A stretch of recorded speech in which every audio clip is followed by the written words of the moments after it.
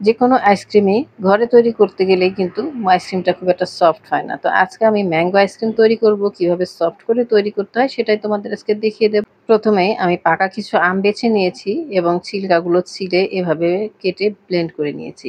এরপরে দিয়ে দেব পরিমাণ মতো চিনি। তোমরা যদি মিষ্টি বেশি খেতে চাও তাহলে একটু মিষ্টি বেশি দিতে পারো। আর যদি তোমরা মনে করো মিষ্টিটা কম খাবে তাহলে কম দিতে পারো। এভাবে আমগুলো আমি ব্লেন্ড করে নেব।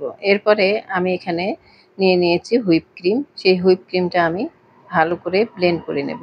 হুইপ ক্রিমটা দিলে পরে আইসক্রিমটা এত নরম হয় এবং খেতে যে কত ভালো লাগে, তোমরা যদি তৈরি করতে চাও তাহলে আমার এই রেসিপিটি দেখে কিন্তু তৈরি করে নিতে পারো। তাহলে কিন্তু একদম দোকানের কেনা যে আইসক্রিমগুলো আমরা খাই ঠিক সেই রকমই লাগবে।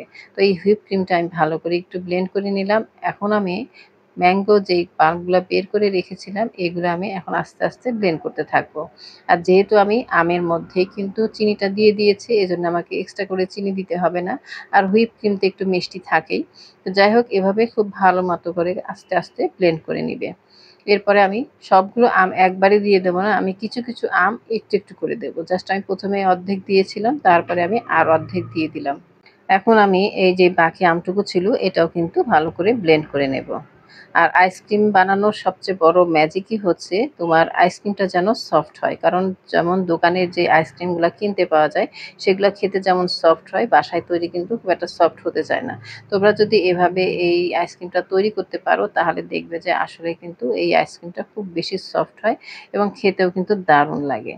তোমরা চাইলে কিন্তু এই আইসক্রিমটিতে একটু ইয়েলো কালারটা দিতে পারো, তাহলে কিন্তু আইসক্রিমের কালারটা দেখতে দারুণ লাগবে। তো আমি এখন ৬ ঘন্টা পর আমি ফ্রিজ থেকে বের করে নিলাম। এখন দেখো আমি আইসক্রিমগুলা কেটে দেখাচ্ছি যে কতটা সফট এবং সুন্দর হয়েছে। যেহেতু ডিপ ফ্রিজে ছিল একটু শক্ত ভাবটা থাকবে, তখন তুমি খেতে যাবে তখন কিন্তু এই সফট ভাবটা বুঝতে পারবে।